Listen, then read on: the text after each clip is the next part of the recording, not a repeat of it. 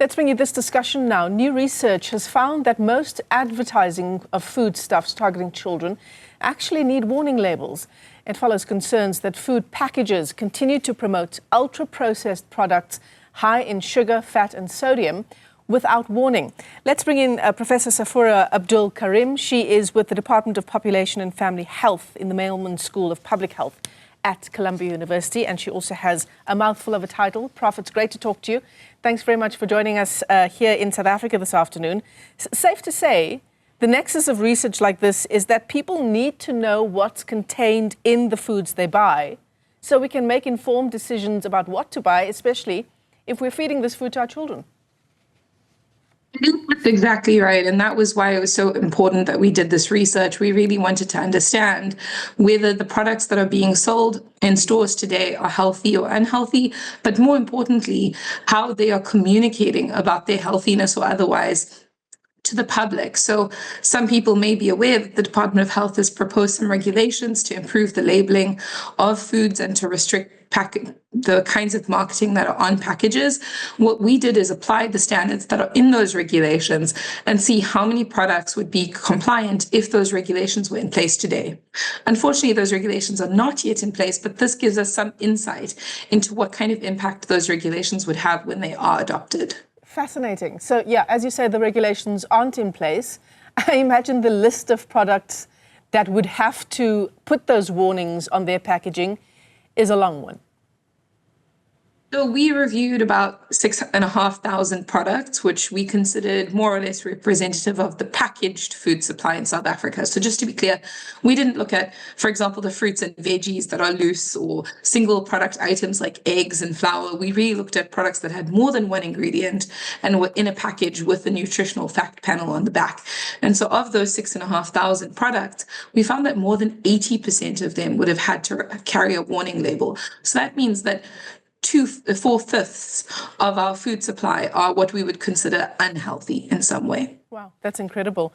And then there are the claims that are currently made on certain foods. And for me, cereals, breakfast cereals come to mind. You know, oats, for example, or cereals that contain oats.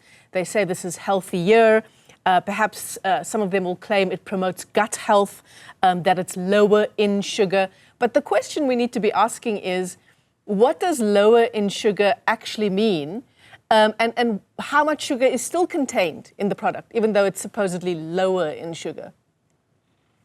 This is exactly right. And so I think one of the brilliant parts of the proposed regulations is that they prevent any health claims on products that have to carry a warning label. So in other words, if your product is high in salt, sugar, saturated fat, or contains non-nutritive, otherwise artificial sweeteners, you will have to carry a warning label. And as soon as your product has a warning label, you cannot make any health claims about it. And I think that is really important for the public, because at the moment, what is confusing is exactly what you described, which is a product may have really high levels of sugar, but it has fiber. So the health claim on the front is, we have added fiber, or it's high in fiber, no mention of the bad ingredients like sugar. Yeah.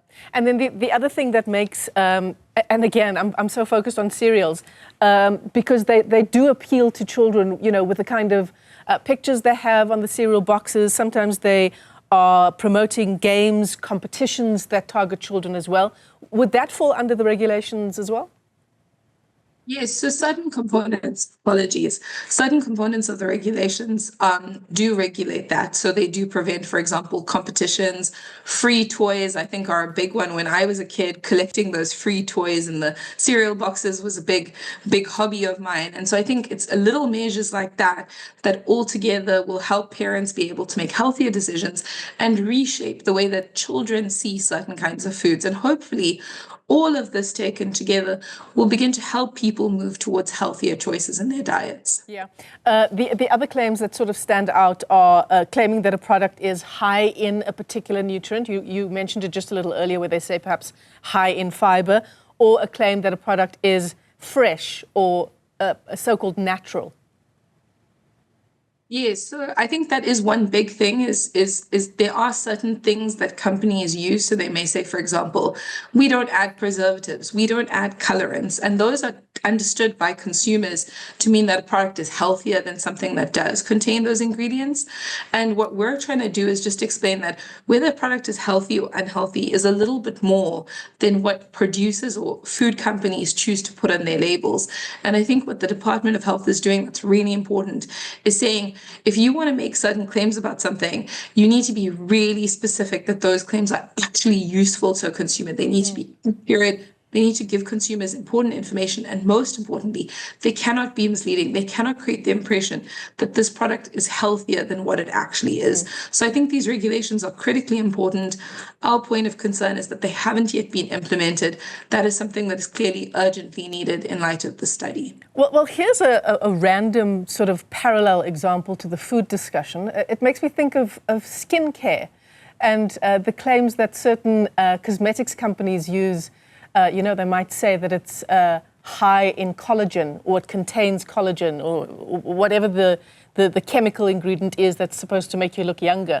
But what people don't know about the advertising world is that you can claim something and there's a minimum requirement for how much of, let's say, collagen needs to be in a product. And then as an advertiser, I can claim that it contains collagen, which boosts elasticity, which makes you look younger. But that minimum amount is the minimum amount. Yeah, and I think there's something similar going on with food where some of these claims were not regulated because, when the Department of Health was thinking about food, they didn't think to themselves, oh, we should limit how much fiber a company adds to their product that doesn't have a lot of fiber, because why would you even do that? And so I think all of this is built on sort of almost a decade or two of learning about how advertising and food promotion works and thinking about whether or not those are actually better for consumers' health or not, and where they're not good for consumers' health. The department has been quite comprehensive in trying to curtail them. Of course, we've identified certain areas where those regulations could be improved, but the baseline starting point is there needs to be really clear regulation about what you can and cannot say on a package, because at the end of the day, what is on that package really informs consumer choices and can lead them down the wrong path. Yeah, absolutely. So you've said, it's been a decade or two of learning. For advertisers, it's going to be a decade or two of unlearning. There's going to be a lot of work once these regulations come into play. There's going to be a lot of work. We're going to see our shelves essentially change.